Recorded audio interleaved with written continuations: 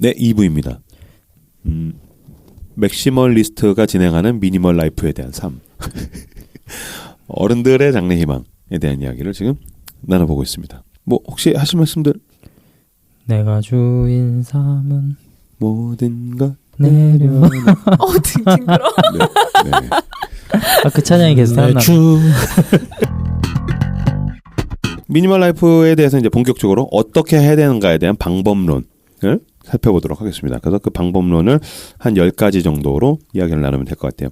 이거를 그 야마구치 세이코라는 그 작가가 쓴 버리고 비웠더니 행복이 찾아왔다 35페이지부터 제가 이제 따온 겁니다. 자, 변비 환자를 위한 책 제목 같은데. 버리고 비웠더니 네. 비워 뭐 그런 거네. 네. 자, 그러면 어떻게 이제 버릴 수 있는가에 대한 것이죠. 물건을 어떻게 하면 적게 유지하고 버릴 수 있는가. 자, 1번. 좋아하는 물건과 사용하는 물건은 별개이다.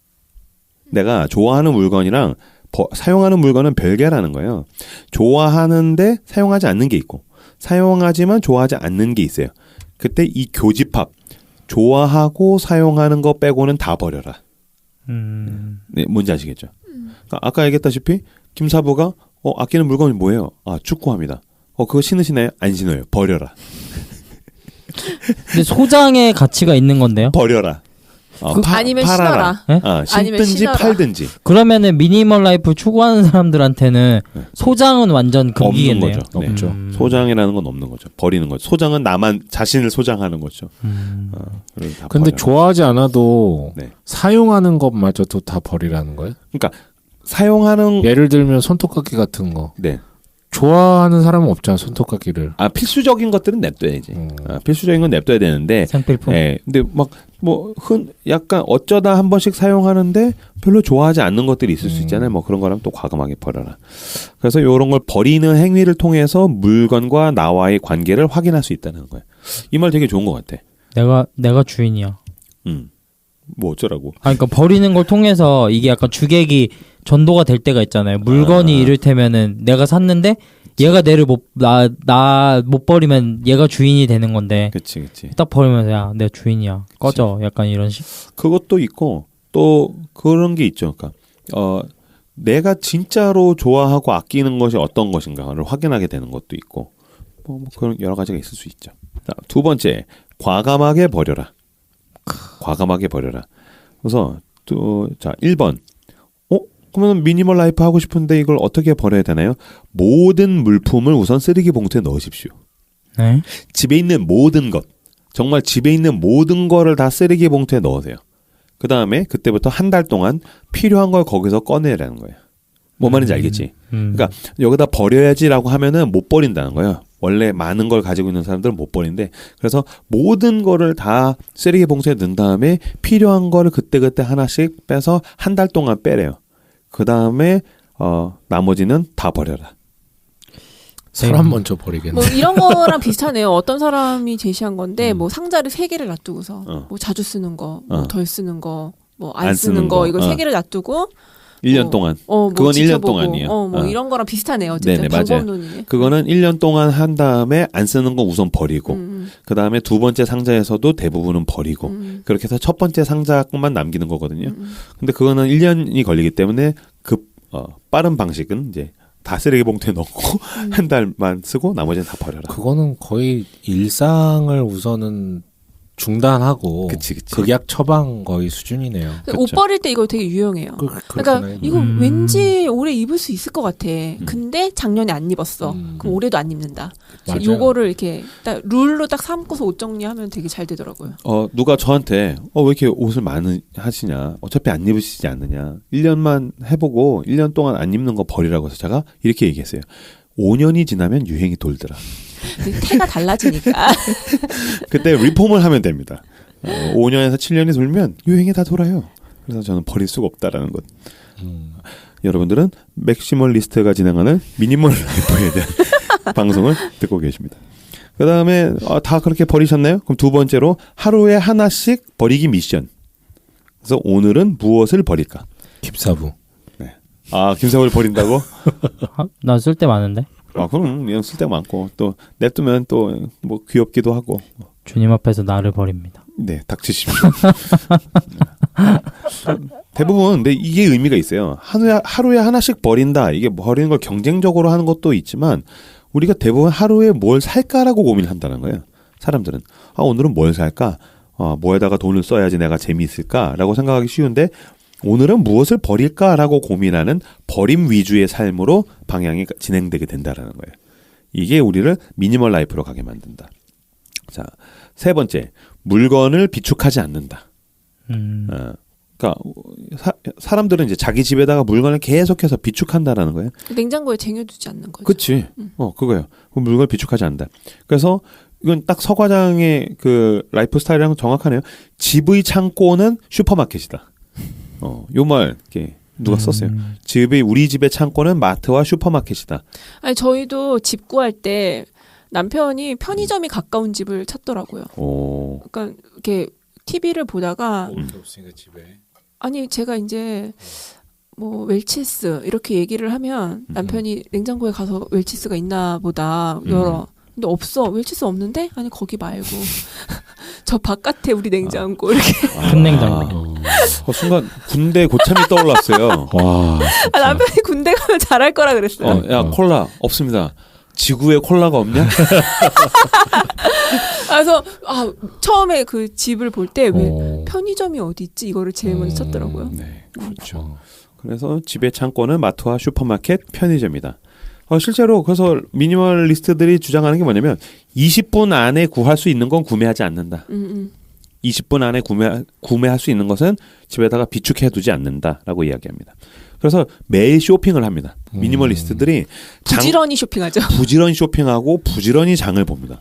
그래서 하루의 일과에 보면 반드시 청소와 장보기, 청소와 쇼핑 이게 들어가 있어요. 맞아. 그래서 음식을 하루만큼 먹는 거예요. 음식은 딱 하루만큼. 길어야 2박 3일 정도만 딱 놓지 뭐 우리처럼 일주일치. 그다음에 사실 나도 이거 보면서 마트 가면 와 땡기면 사잖아요. 이렇게. 이것도 먹고 싶고 이것도 필요한 것 같고 그래서 괜히 이것저것 이렇게 사게 되는데 그날 딱 먹을 거 외에는 코스트코 사지 이런 데 않는다. 안 가죠. 그치. 코스트코가 문제야. 가면은 큰 덩어리만 팔아서 이것저것 사면 돈은 이빠이 나오는데 그러면 어디다가 이렇게 보면 결국엔 나중에 이제 다 쓰레기 봉투로 들어갈 때 많더라고요. 그렇죠. 그래서 요거는 이제 구약의 만나처럼 그날 먹을 것은 딱 그날만큼만 딱 쓴다. 네 번째, 스트레스 해소를 위해 쇼핑하지 않는다. 네, 회개하겠습니다. 그건 뭐예요? 그러니까 이제 스트레스 해소하려고 쇼핑하는 경우들이 있지 않습니까? 그러니까 이 사람들은 그럼 뭐 하냐고. 그러니까 얘네들은 마음의 파도가 일 때에는 충동 구매 대신에 버린다. 아니 청소를 한다. 버리기도 하고 하룻밤을 자고 나서 근데 나도 이거 경험을 안 해봐서 와닿지가 않는데 그냥 하룻밤 자고 청소를 하면 마음이 너무 깨끗해진대. 근데 한번 생각을 해봐요. 집이 여전히 막 어지럽고 물건도 많고 근데 여러 가지 상념이 많아. 근데 어떻게 보면 멘탈이랑 공간도 굉장히 밀접할 수 있는 것 같아요. 그러지 않아? 그럼요. 저 약간 제가 그런 게 저 스트레스를 엄청 받으면은 집 대청소를 하거든요. 제가 저번에 동생이 결혼했잖아요. 네. 결혼해가지고 이제 낮 1시부터 해가지고 집에 오니까 밤 10시였는데 막 집도 막 정신없이 나가 좀 어지럽혀져 있고 결혼하느라 뭐 이것저것 싸갖고서 어지럽혀진 게 있었는데 그거를 스트레스 너무 받는 거예요. 근데 밤 11시 반까지 딱 치우고 자니까 엄청 푹 자고 스트레스가 해소가 됐었어요. 그럼요. 공간이랑 멘탈이랑 연결이 돼 있거든요. 맞아, 이건 진짜 그래요. 제 아내도 스트레스 받으면 청소를 해요. 네. 저 같은 경우는 나는 그게 덜해. 그래서 왜 이 아밤에 청소를 하느냐 그러는데 이제 아내는 청소를 하면은 깨끗해지면 마음도 깨끗하다고 얘기를 하더라고요. 그런 면에서 이 미니멀리스트들은 청소를 깔끔하게 해서 자기의 마음에 쏙 드는 공간에 있으면 쇼핑을 해서 얻는 그 스트레스 해소나 쾌감보다 이게 더 크다. 청소하고 쇼핑하면 그럼 이제 물건이 많아지겠지 점점. 근데 쇼핑이 진짜 스트레스 해소하는데 엄청난 그걸 주던데. 그치. 네. 나도 그걸 버릴 수가 없어. 네. 저도 이번 주일날 약간 되게 좀 마음도 복잡하고 스트레스 많이 받아가지고 네. 오랜만에 아내랑 쇼핑하러 갔었거든요. 근데 동네 아울렛이 있어요. 근데 다 1+1이라는 거예요. 무조건. 뭐냐고 물어보니까 그냥 어떤 옷이든지 다 50%에 드린다고 생각하면 된다고. 그래서 괜찮은 거 있어가지고 막 몇 벌 샀거든요. 갔다 오니까 진짜로 은혜 받은 것처럼 마음이 되게 리플레시 돼 있어요. 근데 이제 미니멀리스트들은 1+1이나 뭐 저가 세일이라든지 뭐 이런 류에 대해서 아예 일체 하지 않는다고 하네요. 오히려 이런 거 있어요. 하나를 사도 제대로 산다. 그치. 이따가 나오겠지만 딱 사면은 마이 베스트 대신 고가를 삽니다. 저렴한 걸 많이 사지 않고 고가의 한 개를 딱 사는 걸로. 명품 사는 거 아니에요? 명품 정도는 아니더라도 그래도 자기가 살 수 있는 한도 내에서는 충분히 좋은 거는 이제 구매를 하죠. 네. 5번째, 공짜 물건은 거절한다. 그래서 왜 우리가 살다가 보면 이제 공짜 물건이 많잖아요. 경품으로 받거나 선물로 받거나 그런 것들은 미니멀리스트들에게 쓸모없는데 자리만 차지하게 되는 것들이다. 그래가지고 그런 것들은 다 거절한다. 그러면은 참고할 게 미니멀리스트들은 어떤 선물을 주고받느냐? 이들은 물질적인 거를 선물하지 않는 게 예의라는 거예요. 이들에게도 그렇고 또 이들도 물질적인 선물을 하지 않는데요. 그러면 무슨 선물을 하느냐 그랬을 때 현금? 그치 현금이 짱이지만 또 그렇다고 돈을 주긴 좀 그러니까 편지? 콘서트 티켓, 상품권, 뭐 상품권, 영화 관람권, 뭐 무슨 특별한 행사 초대권. 아니면은 아예 뭐 식사, 멋있는 레스토랑에서의 식사 또는 집에서 요리한 맛있는 식사, 뭐 아니면 공개적으로 칭찬하는 글, 뭐 관심, 시간, 목적지 없는 산책 뭐 이런 게 자기들은 좋다고 작가가 썼어요. 되게 다른 인류 같은데. 예, 아까 뭐 야마구치 세이코라는 사람이 이제 쓴 말입니다. 그래서 그런 것들이 좋다. 그다음에 6번째, 이거는 완전 동의했어요. 서류의 80%는 사실 필요하지 않다. 집에서 가지고 있는 서류의 80%는 사실 필요하지 않다. 그래서 이들은 심지어는 자녀들의 졸업장, 자기 졸업장 이런 것도 싹 다 버립니다. 그럼 그거 어떻게 하나요? 했을 때 핸드폰으로 사진을 찍어서 남긴대요. 그래서 이럴 때 이제 핸드폰이 도움이 되는 거지. 중요한 추억들은 핸드폰으로 사진을 찍어서 남기고 아니면 그냥 마음에 아련하게 간직한다. 그러다 이제 싸이월드처럼 망하면. 참 싸이월드 어떻게 됐어? 한번 열어줬다는 것 같은데. 아 진짜? 마지막 막판에 한번 땡기려고 일부러 주작한 거 아니에요? 와 진짜 싸이월드 생각하니까 또 스트레스 받네. 7번째, 수납 용품을 늘리지 않는다. 그러니까 이제 뭐 장롱이나 책상이나 수납 상자나 이런 것들을 늘리지 않는다는 거예요. 왜냐면 이 수납 상자가 가지고 있는 위험성이 있다. 그렇죠. 넣어놓고 잊어버리고. 정확해. 얘는 자질이 있다니까. 끼가 있어요. 끼가 있어. 미니멀리스트의 끼. 처음에는 물건을 구분해서 정리하다가도 결국에는 그냥 적당히 막 물건을 쑤셔넣게 된다는 거예요. 그러다가 뚜껑을 닫으면 존재를 망각하게 된다. 이런 게 계속해서 쌓이기 때문에 아예 수납 용품 자체를 없애야 된다는 거예요. 네. 그다음에 이제 8번째. 참을수록 갖고 싶어진다. 그러니까 억지로 뭔가 사고 싶을 때 억지로 참지 마라. 그럼요. 대신 사고 싶을 때는 마이 베스트를 사라. 그래서 이 사람들 뭐 그 프라이팬 같은 경우도 보면은 뭐 프랑스에서 나온 철로 만든 주물로 된 뭐 그런 거 있대요. 비싼 거. 대신 뭐 열심히 막 닦고 기름치고 해야 되는 건데 그런 걸 재미로 느끼더라고. 저도 그 얘기 들었는데 그거 철로 된 거 주물 뜬 거는 쓸 때마다 기름 발라가지고서 닦고 뭐 길들이고 해야 돼서 되게 불편하다 그러는데 이 사람들은 이제 그런 거 즐기는 거예요. 밥하면은 먹으면은 반드시 그날 설거지 싹 다 하고 이런 거 정리하고 굉장히 일본스럽기는 하죠. 그래서 살려면은 마이 베스트를 사야 된다. 여기에는 이제 10분의 10 물질적 소유 이론이라는 게 있습니다. 10년간 소유한 가장 비싼 것 10가지를 적을 것. 10년 동안 자기가 소유한 가장 비싼 거 10가지를 적을 것. 그 다음에 두 번째는 10년간 가장 가치 있다고 느끼는 일을 적을 것. 여기서 공통점이 있는가 그거 위주로 살아. 그러면은 마이 베스트가 된다는 거예요. 그 다음에 이제 9번째. 이사를 자주 가는 것도 도움이 된다. 근데 이건 되게 좋은 것 같아. 이사 자주 가는 거. 버리려고? 그치? 이사를 해야 청소를 못했었던 곳을 청소하게 되고 버릴 걸 버리게 되고. 한번 정리를 쫙 하게 되잖아. 나도 이거 되게 동의해요. 최근에도 왜 서과장이 이사를 하면서 막 뭐는 버렸다, 버릴 게 많다, 또 살 게 많다, 뭐 그런 정리하는 기간이 되는데 그래서 이사를 다니는 것들이 도움이 되죠. 근데 이것도 몸이 가벼워야 이사를 자주 가는 게 도움이 되지. 그쵸. 책 몇천 권씩 жил머지고 이사를 2년에 한 번씩 하려면 쉽지 않지. 그건 이제 그런 거 싹 다 버리게 되는 거죠. 요런 기회에. 근데 실제로 미니멀리스트들은 이사하는 게 너무 쉽대요. 그냥 작은 밴 하나에다가 짐 때려 박으면 끝이래.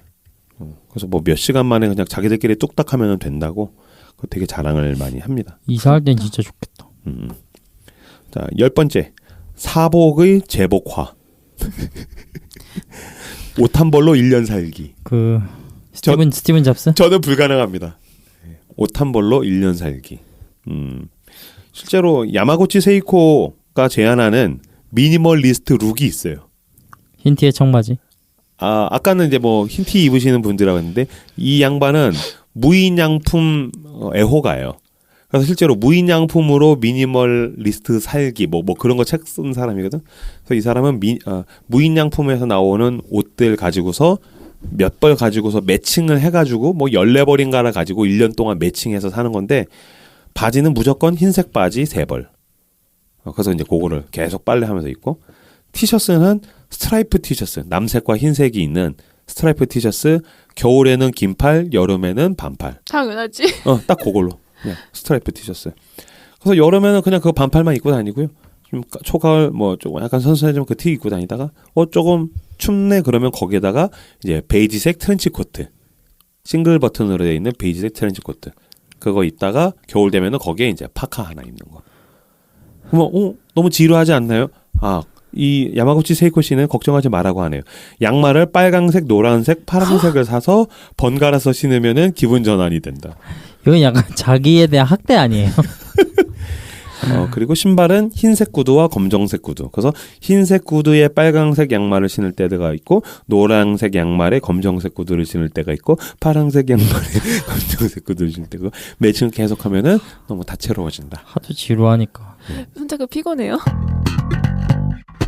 근데 이거 되게 별거 아닌 것 같고 되게 루즈해 보이잖아. 실제로 야마구치 세이코의 그 미니멀리스트 룩을 보면 야 1년 동안 이 정도면 입을만 하겠는데? 라는 생각이 들어요. 인브로도 한번 해봐요. 뭐 이런 스타일을 제시하는 사람들도 있고 또 어떤 사람들은 꼭 한 벌로 1년 살 필요는 없고 뭐 한 3벌에서 5벌 정도로 그치. 한 계절을 나는데 그 옷이 똑같은 거죠. 네. 그러니까 똑같은 검정색 티 5개 뭐 이런 식인 거예요. 스티브 잡스처럼. 그러니까 옷을 고르는데 들어가는 에너지 이런 것들 낭비하지 않겠다는 거지. 그렇다고 무조건 이렇게 막 옷을 최소한도로 살고 이게 아니라 중도 미니멀리스트들이 있는데 자기가 포기할 수 없는 한 가지 영역 또는 두 가지 영역에 대해서는 적당하게 소유하는 거예요. 예를 들면 뭐 책을 좀 적당히 소유한다든지 뭐 보니까 어떤 사람은 그런 거네요. 채식주의자들 중에서도 단계가 있잖아요. 나는 뭐 계란은 먹는다. 뭐 그쵸. 해산물은 먹는다. 뭐 이런 거. 그래서 뭐 어떤 사람은 그릇을 가지고 어떤 사람은 옷을 좀 더 갖고 있고 뭐 그런 미니멀리스트들이 있어요. 자, 그럼 실제 사례를 제가 2가지로 갖고 왔습니다. 먼저 히지 씨입니다. 이분은 일본인이에요. 그래서 아무것도 없는 방에 살고 싶다라는 책을 썼어요. 아무것도 없는 방에 살고 싶다라는 책을 썼고. 친구 없죠, 이 사람. 내가 봤을 때 이 사람은 친구 없을 것 같아. 미니멀리스트들 중에서도 굉장히 이렇게 친밀하고 사람 좋아하고 또 동물 좋아하는 사람인데 이 사람은 약간 도 닦듯이 혼자 방에 이제 있는 그런 사람이에요. 그래서 아무것도 없는 방에 살고 싶다. 또 직업도 증권 딜러예요. 증권 딜러니까 뭐 사람 대하고 이런 사람이 아니야. 그래서 일본의 미니멀리스트 붐을 일으킨 블로거 중에 한 명이에요. 그래서 이제 물건을 갖지 않는 미니멀리스트라는 블로그를 운영하고 있어요. 그래서 이렇게 사진을 보면 아무것도 없는 방에 그 이불 위에 앉아 있는. 난 본 것 같다. 네네네. 이 사람은 뭔지 알 것 같아. 아무것도 없는 방에 그냥 이불 위에 혼자 그냥 앉아서 뭐 핸드폰 하고 있고 뭐 이렇게 무슨 고글 같은 걸 이렇게 쓰고 있어요. 나 아무것도 없는 방이 좋나요? 난 되게 싫어하는데. 근데 진짜 아무것도 없는 빈 방이면 횡할 것 같은데 또 미니멀리스트들이 꾸며놓은 이렇게 미니멀한 방 중에 되게 예쁜 방들이 있어. 포인트가 되는 하는 구석이 있지. 그런 게 있어요. 난 좀 숨막혀요 상상하면. 나도 그렇기는 해. 되게 고독해 보여. 그렇죠. 이 사람은 생활에 필요한 극도로 최소한의 물건만 있어도 살아가는데 전혀 불편하지 않다는 신념을 갖고 있어요. 뭐 이런 애들이 이제 나중에 발전되면 그 어드레스 호퍼 집도 버리고 이렇게 이제 되는 거죠. 그래서 김사부님 그 낭독을 네. 전 자신이 좋아하는 일에 온전히 몰두할 수 있는 생활이야말로 정말 가치 있다고 생각해요.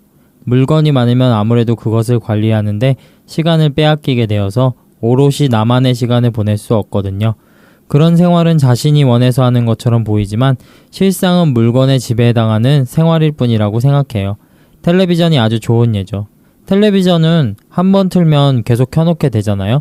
멍하니 보다가 눈 깜짝할 사이에 훌쩍 지나가 버리죠.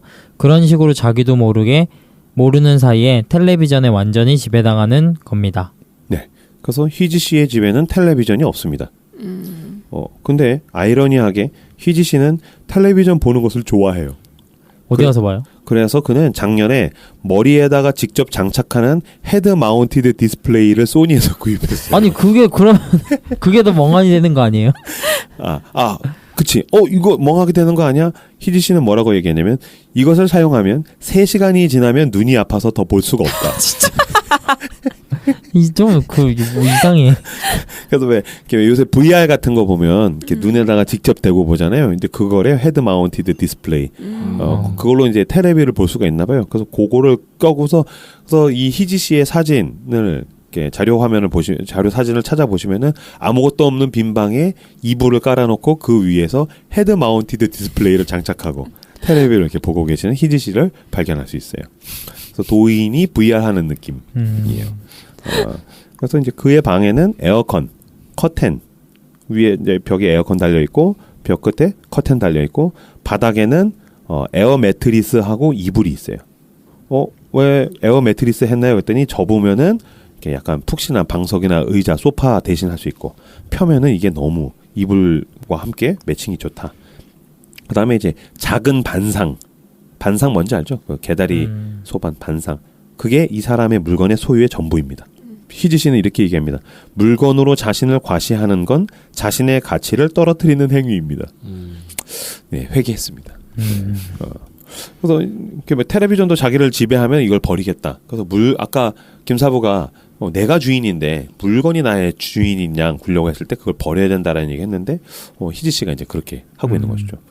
혹시 나를 지배하는 물건이라든지 우리 집안에서 나를 지배하는 무언가가 있다는 생각할 때가 있나요? 저는 주님의 온전한 지배를 받고 있습니다. 아, 그렇군요. 그러면서 아까 쉬는 시간에 형 제 신발 어때요? 뭐 신발에 다 그렇지 뭐. 아니 이쁘잖아요. 저 축구화가 저를 지배하는 것 같은데요. 중요하게 여기니까 그게. 네. 뭐 지배까지는 아니고 대부분 스마트폰 아니에요? 스마트폰. 네. 그치. 시간이 제일 많이 거기에 뺏기니까. 근데 스마트폰에 대해서 뭐 풍자한 뭐 그림이야 워낙 많지만은 그런 확실히 스마트폰이 요즘에는 대부분 사람들이 이게 사람이 스마트폰을 쓰는지 스마트폰이 인간을 쓰는지 모를 정도로 경계가 어느 순간인가 굉장히 모호해졌다고 생각해요. 그러면 스마트폰을 버릴 수 있을 것 같아요? 안 되죠. 서 과장은? 저도 나를 지배하는 게 뭐지? 이렇게 생각하다가 김사부가 스마트폰이라고 하니까 저는 요즘 확실히 스마트폰에 지배당하고 있는 것 같아요. 이렇게 팔목이 아플 정도로 핸드폰을 쥐고 있는 시간이 되게 많은 거예요. 그리고 페이스북에 영상 이렇게 랜덤으로 나오잖아요. 그거 보고 있으면 시간이 훅훅 가는 거예요. 나도 그 경험한 적 있어. 그리고 내가 어떤 관심 있는 영상을 보면 그것과 관련된 영상이 계속 나오잖아요. 그치. 그래서 저한테는 계속 그 응팔이랑 그 드라마 응팔이랑 사랑과 전쟁이 반복해서 계속 나와요. 그래서 그걸 토요일날 나도 아무것도 하기 싫어가지고 누워서 그걸 보는데 나 좀 심각한데? 이런 생각 했거든요. 근데 저는 실제로 스마트폰을 버리고 이렇게 뭐라 그러지? 그거를? 이게 폴더폰? 투지폰? 효도폰을 쓰고 싶다는 생각 해보긴 했어요. 그러니까 불가능하다고 생각하진 않아요. 나도 지금 그 투지폰 제가 예전에 말씀드렸던 바나나폰 노키아의 그건 계속해서 저도 고민을 하고 있는데 이거 없이 내가 일상생활과 어떤 업무가 가능할까라는 생각 때문에 제일 불편한 거는 결제 업무죠. 결제 업무. 은행이랑 쇼핑몰. 진짜? 나는 오히려 카톡. 나는 카톡이랑 그다음에 SNS가 제일 큰 문제일 것 같아요. 뭐 투지폰을 쓰면은 본인은 굉장히 이런 스마트폰의 피로감에서 벗어나지만 전 다른 사람들이 불편하다고 생각. 그렇죠. 나한테 할 말 있으면 문자 보내겠지 뭐. 그치. 저는 실제로 대학생 때 핸드폰 다 사용할 때 핸드폰을 버린 적이 있어요. 술 먹고? 아니 그냥 이게 나를 하게 그러고 보니까 이 정도 소프트한 겁니다. 네네. 5단계 중에 2단계 그렇죠. 정도도 안 돼요. 네. 훅 들어왔어요. 그렇지.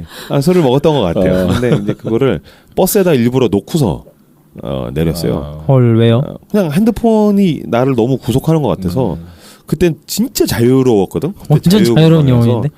일부러 버스에다 자리에다 놓고서 내렸어요. 따라왔죠 핸드폰. 아니야. 그리고 삐삐 샀어요. 음. 그때 삐삐 다 버리고 핸드폰 쓸 때였는데 저는 우리 그때 이제 삐삐를 샀더니 아무도 삐삐를 안 쳐주더라고. 삐삐 누가 쳐요? 그래서 삐삐 한 3달 만에 또 버리고 파리파리. 그냥 아무것도 없이 집에 있는 전화기로 살았는데 그때 정확했어요. 저는 너무 자유로웠는데 제 주변에서 되게 쌍욕 많이 했었어요. 너 도대체 왜 이렇게 만나기 힘드냐. 근데 난 되게 편했던 게 내가 전화하면 무조건 받아. 근데 사람들은 나한테 전화할 수가 없어. 그게 너무 자유롭더라고. 그러니까 투지폰 쓰면은 전화도 할 수 있고 문자도 할 수 있잖아요. 그치. 그러니까 또 갑자기 이제 투지폰에 대한 욕망이 생기는군요. 손잡고 뭐 저도 스마트폰을 남들보다 많이 하진 않아요. 근데 이제 저도 어쨌든 스스로 느낄 때 내가 좀 많이 하는 것 같다라고 느껴질 때가 있으니까. 그래서 사실은 그러니까 지금 쓰는 핸드폰을 바꾼 지 1년 정도 된 것 같은데 그 전에 핸드폰 바꾸려고 할 때 진지하게 고민했어요. 진짜 뭐 알아보고 그 스마트폰 말고 그 2G폰이라고 불리는 뭐 3G폰 같은 거 있잖아요. 그리고 카톡까지 되는 뭐 이런 핸드폰도 있잖아요. 난 카톡이 너무 싫어서 사실은 뭐 지금 SNS 뭐 하고 이러지만 기본적으로 저는 그런 좋아하지는 않거든요. 귀찮기도 하고. 페북 스타 껴서 아니 그건 일부러 하는 거고. 그거 먹고 살려고 하는 거잖아요. 사실은 내가 목회 같은 그런 게 아니라 그냥 일반 전문직이었으면, 그러니까 내가 누군가를 찾거나 안부를 묻거나 이런 게 아니라 그냥 남이 날 찾아오는 그런 뭐 직업이었으면 나는 그때 바꿨을 수도 있을 것 같아. 왜냐면 그 카톡 너무 싫어해가지고. 카톡. 카톡. 근데 못 바꿨고 스마트폰 최신형을 그때 하면은 제일 좋은 어차피 걸로. 할 거면 손에도 스마트폰 차고 있잖아요. 뭐 아무튼 자가당착이죠. 네. 자가당착이죠. 혹시 내가 이 물건에 대해서는 일반적 사람보다 저항 없이 구매하는 게 있어요? 뭐 음식이든 아니면 어떤 용품이든 간에. 축구화요. 그때 맞다. 그때 너 그 얘기했지. 축구화. 그리고 되게 넌 평소에 김사부는 이렇게 돈을 많이 쓰는 거를 하지 않는데 네. 비싼 축구화는 이렇게 서스럼 없이. 네. 오, 그렇네. 비싼 거라기보다 이제 번개장터 같은데 맨날 이렇게 막 하다가 정말 고가인데 이를테면 뭐 35만 원짜리 40만 원짜리인데 그냥 뭐 한 2번 신었는데 사이즈 안 맞아져서 뭐 보냅니다 하고서 뭐 15만 원 20만 원. 20만 원 좀 비싸고 한 17만 원 정도에 올라왔다 그러면 연락해서 쿨거 N을 가능합니까? 그러면은 N을 해준다 그러면 뭐 한 14, 15에 사가지고. 그렇군요. 나중에 대파라도 그거보다 훨씬 더 붙여서 팔 수 있어요. 그럼 그걸 사서 차지는 않아요? 그거 신고 공 차지는 않고? 차죠. 차긴 차고. 네. 아까 제일 아끼는 것만 빼고서는. 그건 새 거여가지고 그냥 묵혀뒀다가 팔라고요. 그런 거 있어요? 우리도 전자제품 살 때는 좋은 거. 뭐 사려고, 노트북이나 좋은 거 사려고 하죠. 저는 책은 거의 보지 않고 구매를 하고요. 쭉 장바구니에 담았다가. 네, 그냥 뭐 장바구니에 담아놨다가 중고로 나오는 게 있으면 그거 껴서 중고로 절대 안 나올 것 같은 책 있잖아요. 그거 이렇게 묶어가지고 묶고 더블로 가장 많이 이제 할인 받을 수 있는 뭐 아무튼 근데 이제 가격이라든가 이런 건 안 보고 그냥 책을 사고 방금 얘기했듯이 저는 애플 제품. 근데 이제 막 최신형, 막 방금 나온 거를 사지는 않고 중고를 사든 아니면 새 걸 사도 이제 완전 최신형 말고 한번 이제 지나간. 근데 이제 어쨌든 그쪽 그 애플 계열 제품들에 대한 것은 조금. 근데 저는 뭐 비싼 걸 사든 뭐 저항이 없이 사든 뭐 어쨌든 계획 소비. 그렇죠. 네. 나는 충동 구매가 워낙 심해가지고 저는 옷 이런 거는. 뭐 어차피 하면서 그냥 사는 것 같아요. 근데 이런 건 있어요. 저도 옷 살 때 이건 내 옷인데 하는 거는 비싸도 이건 만날 수 없는 옷이다. 그거야.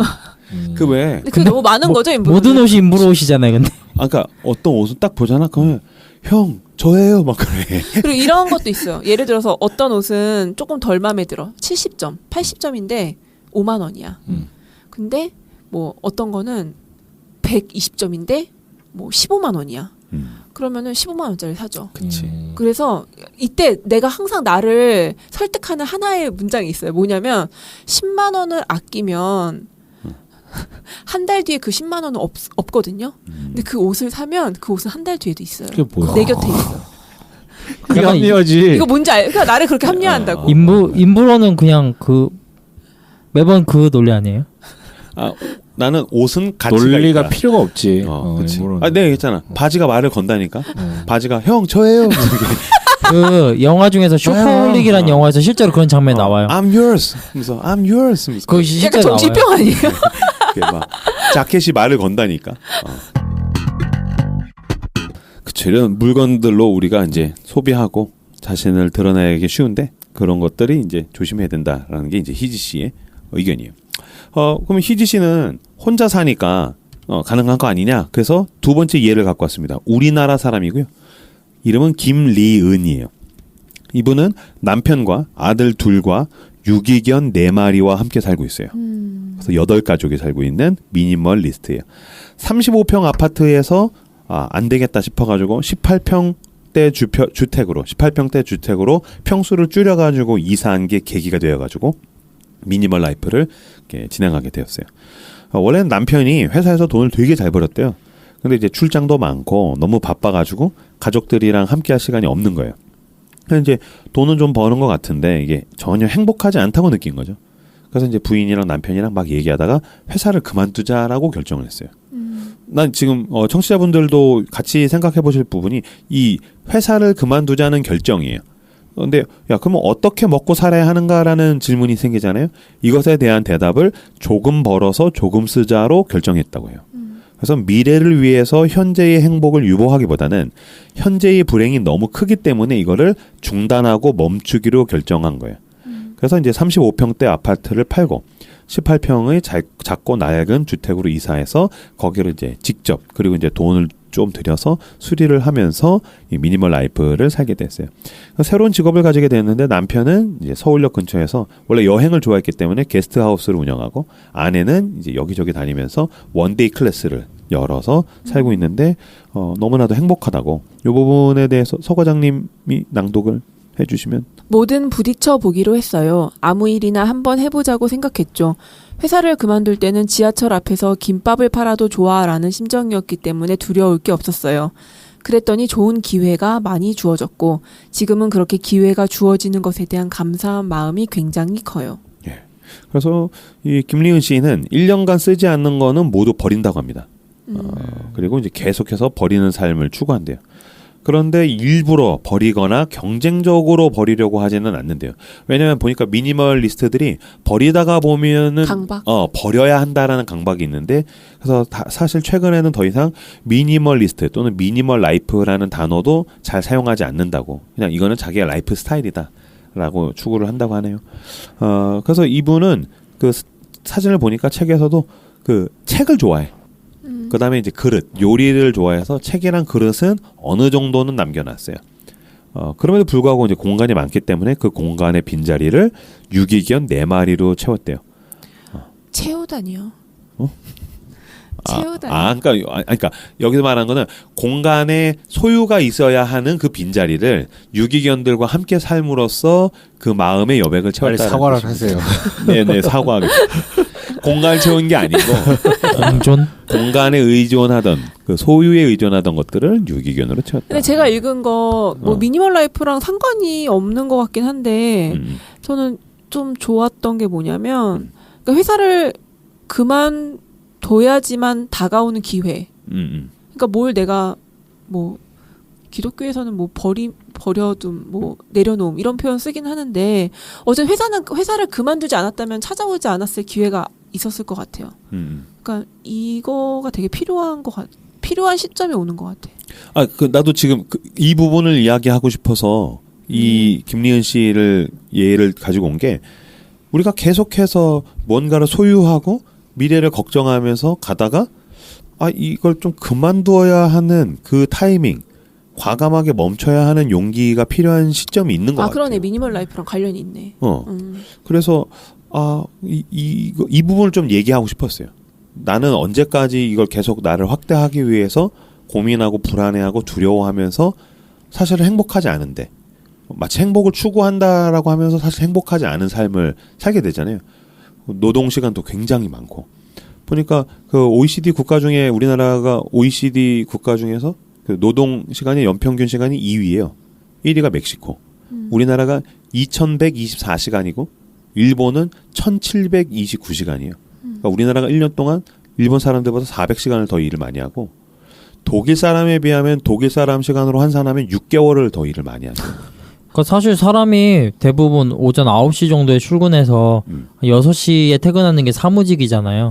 대부분의. 근데 이거 자체가 되게 진짜 과도한 것 같고, 어떤 의사 선생님이 운동에 대해서 얘기할 때 그냥 하루에 책상에 그냥 앉아서 5시간 있는 사람들한테는 어떤 운동도 사실 별로 쓸모가 없다라고 얘기할 정도로 이제 앉아 있는 거에 그런 되게 안 좋은 그 얘기하는 의사 선생님도 5시간 이상씩 앉아 있는데. 그 15시간 앉아 있어요. 15시간.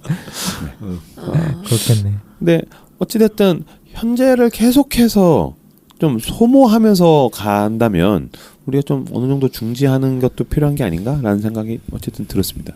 그 용기는 무엇이었을까? 뭐 이런 생각. 네. 바닥을 쳐야죠. 몸이 죽을 때까지 아프거나 뭐 진짜 관계가 다 끊어지거나 그런 거 아닌 이상 인간이 이렇게 돌이키는 건 쉽지 않은 것 같아요. 머리로 다 알잖아요. 근데. 그치. 다 아는데. 네. 어쨌든 그래서 이제 미니멀 라이프 하면서 유기견들이랑 아들 둘이랑 행복하게, 지금 너무너무 행복하다고 얘기를 하고, 이 아이들에게 구조한 개다, 이 개들은 유기견이다, 그래서 생명은 소중하다라는 이야기를 계속해서 해준대요. 그래서 그거는 되게 좋은 것 같아요. 그런 이제 지금 시대를 뭐라 그러죠? 무슨 사회라 그러지? 자본주의 사회? 자본주의 사회. 자본주의 사회에서는 계속 이제 소유랑 추구를 하면서 뭔가 더 나은 것들을 소유해야 되고 더 나은 것들을 추구해야 되고 하면서 계속 직진이잖아요.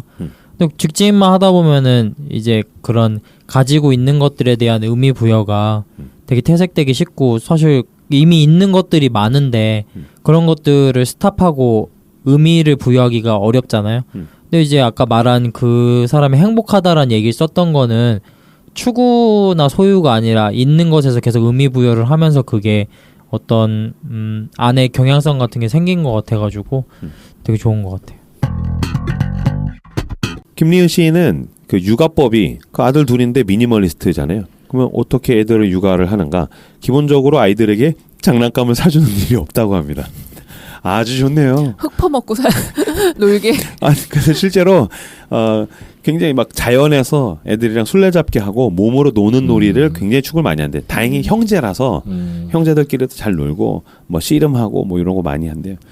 자연이 있으면 좋죠. 그다음에 집에는 텔레비전도 없다고 합니다. 저는 장난감 없이 자랐잖아요. 여기 또 장난감이 없었어요. 텔레비도 거의 보지 못하게 했고, 그렇다고 놀아주는 것도 아니고. 네. 저는 저희 딸 보면서 맨날 나는 네가 제일 부럽다라고 하는 이유가 뭐냐면, 진짜 그 부분 때문에 그러니까 그렇다고 우리가 뭐 엄청 갑부도 아니고 또 무조건 막무가내로 사주는 건 아니지만 뭔가 애들이 하고 싶다, 먹고 싶다, 저거 하고 뭐 이런 거 있으면 웬만하면 이게 크게 문제가 되지 않는 선에서는 웬만하면 해주고 싶은 마음이 있거든요.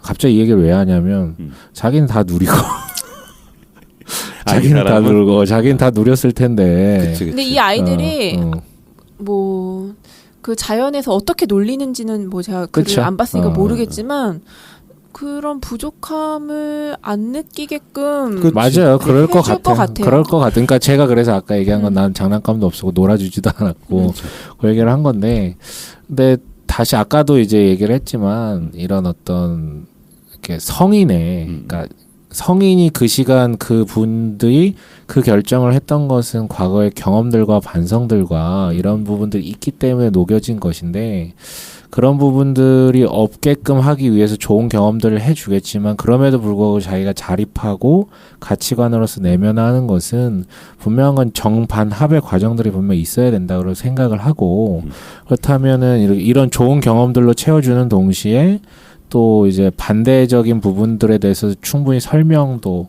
하면서 이렇게 병행해야 되지 않을까라는 생각이 그냥 불현듯이 지나갔어요. 그렇지. 근데 미니멀리스트들 중에 그 이렇게 장난감을 아예 안 사주는 사람도 있지만 또 장난감을 최소한도로 사주는 부모들이 있거든요.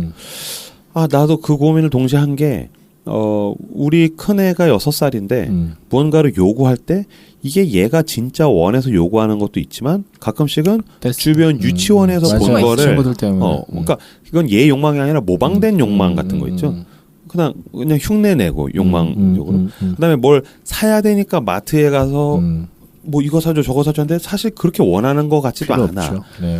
아 그랬을 때 장난감을 또 너무 많아지니까 지가 무슨 장난감을 좋아하는 줄도 모르고 또 그게 이렇게 모았던 장난감이 있으면 이걸 가지고서 충분히 노는 게 아니야. 이렇게 하다 툭 던지고 다른 거 갖고 오고 그걸 계속 반복한 거 보면서 아 얘가 참 아끼는 인형 뭐 좋아하는 인형 좋아하는 장난감 이런 게 없는 거 아니야? 너무 많아서 어떤 풍요 속에 빈곤이 있는 게 아닐까라는 생각을 저도 이번에 좀 다시 한번 해보게 됐어요. 그러니까 왜 그러냐면 아까 그 친구들 같은 경우에는 참 좋은 교육 방법인 것 같아요. 장난감 많이 사주지 않고 자연에서 놀고 부모도 그걸 채우기 위해서 더 열심히 노력을 하겠죠.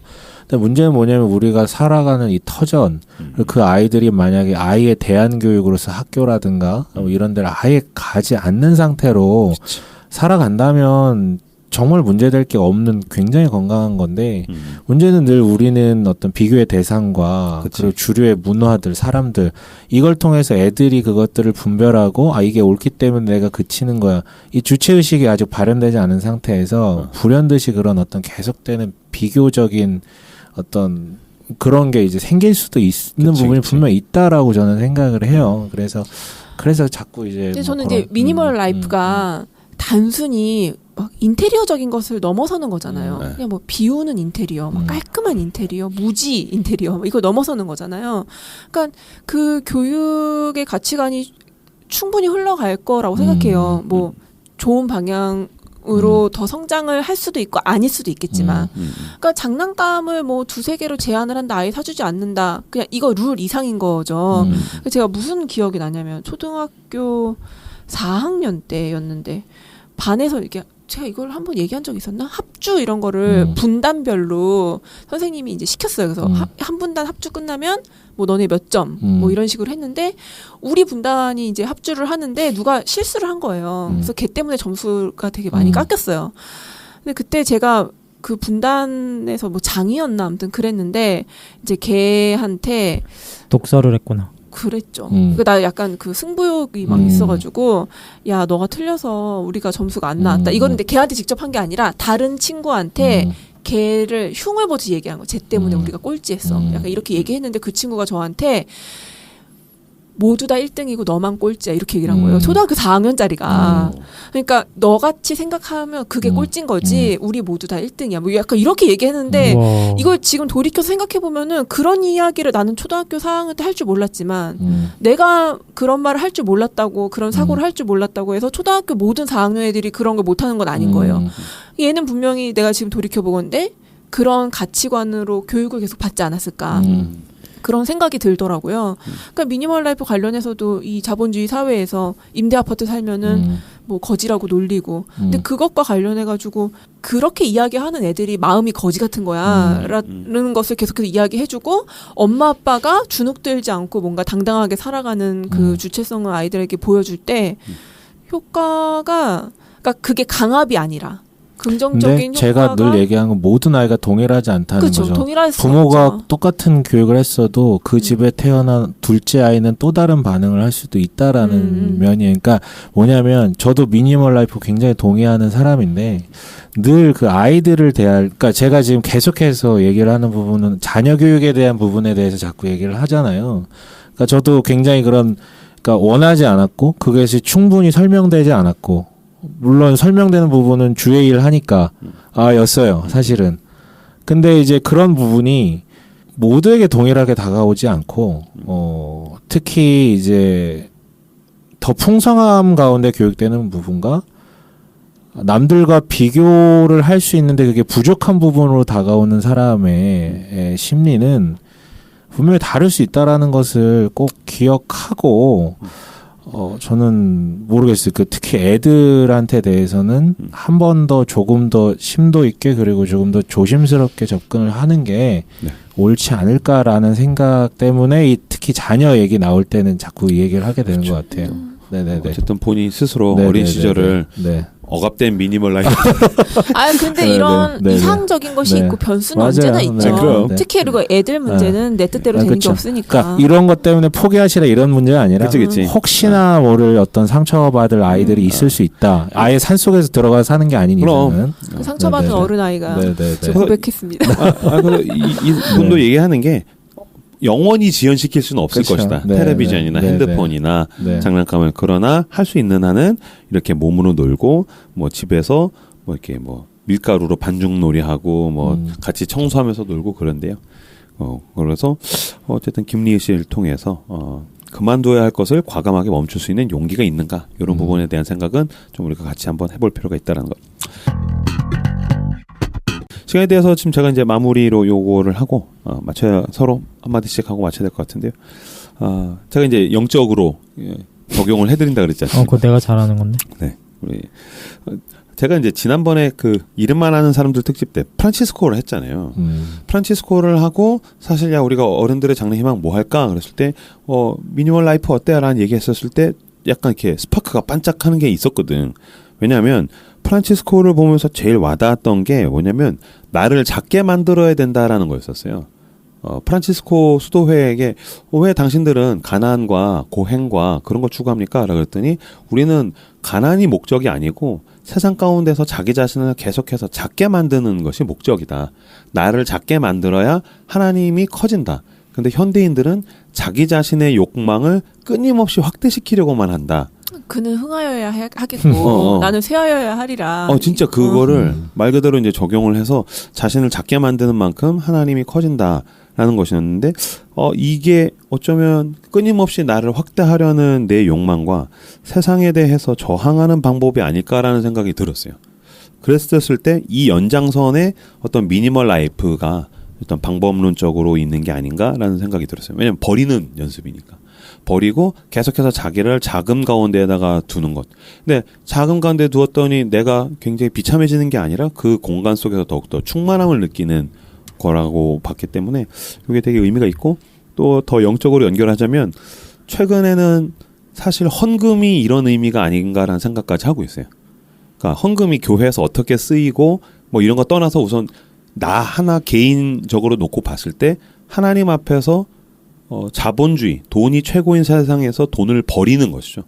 그러니까 내가 하나님 앞에서 세상 앞에서 돈을 버리는 신앙 고백이 헌금이 아닐까? 그래서 하나님 앞에서 돈을 버리는 게 그 신으로서 만몬에 이제 저항하는 일이라는 생각이 들었어요. 그래서 이제 가지는 것과 버리는 것의 그 물건과의 관계를 좀 정리하는 시간들이 되시기를 바랍니다. 마지막으로 뭐 한마디씩 하시고 마무리 지으면 될 것 같은데요. 네, 김 사모님. 전 말 많이 했습니다. 좀 시간이 돼가지고 결론도 미니멀하게. 네, 결론도 미니멀하게. 성 과장님. 네, 저도 뭐 이 중에서 제일 뭐 미니멀 라이프를 추구한다라고 말씀들을 하시긴 하셨지만 집에 버릴 게 되게 많아요. 버릴 게 많고 집을 10년 만에 이사하면서 조금 더 넓은 집으로 가니까 삶이 좀 더 불편해졌어요. 저는 청소하는 것도 그렇고 복층이다 보니까 소통도 그렇고 그래서 다음에 이사할 기회가 다시 생긴다면 전 다시 작은 집으로 가고 싶다 이런 얘기 남편이랑 했었거든요. 그러니까 겉으로 보여지는 거 남들이 더 넓은 데로 더 확장하면서 나가려고 하는 거 그런 거에 발맞추려고 괜히 노력하지 않고 그냥 내가 제일 행복할 수 있는 거를 선택하고 싶고 그걸 선택할 때 나의 행복 그 외의 것을 염두에 두거나 고려하고 싶지가 않아요. 내가 제일 행복할 수 있는 거, 내가 제일 행복하다고 여겨지는 거를 선택하고 싶고 네, 오늘도 집에 가서 청소하고 치워야겠네요. 그래서 헤어스타일도 미니멀한 거 아니에요? 네.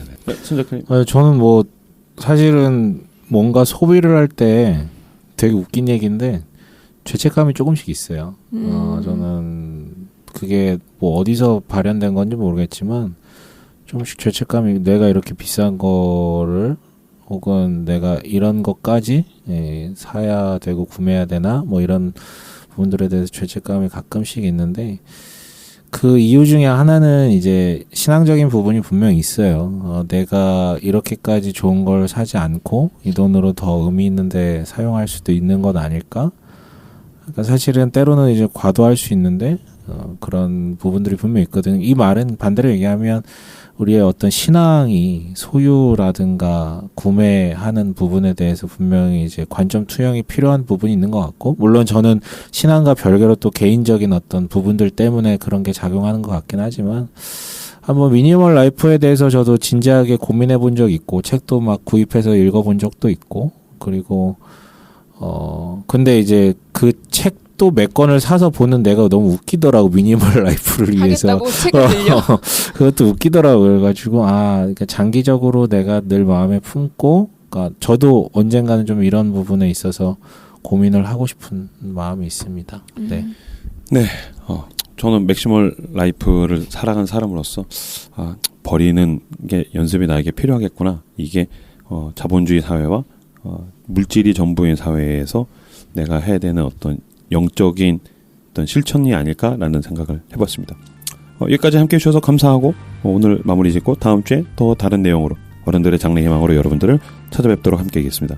함께해 주셔서 감사합니다. 고맙습니다. 감사합니다. 안녕.